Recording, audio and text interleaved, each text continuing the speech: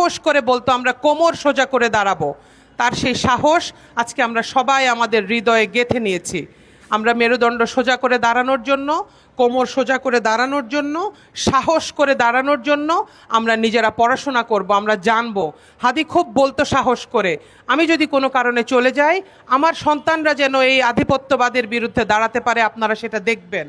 তারাও যদি চলে যায় তাদের সন্তানরা যেন আধিপত্যবাদের বিরুদ্ধে দাঁড়াতে পারে, আপনারা সেভাবে সেই সন্তানদেরকে তৈরি করবেন। হাদি খুব সাহস করে বলতো, ওরা যদি আমাদেরকে মাইনরিটি কার্ড দিয়ে ভয় দেখায়, আমরাও তাহলে ওদেরকে মনে করিয়ে দিব যে তোমাদের কুকিচিনের মেয়েদের সাথে তোমরা যেটা করো সেটা আমরা জানি।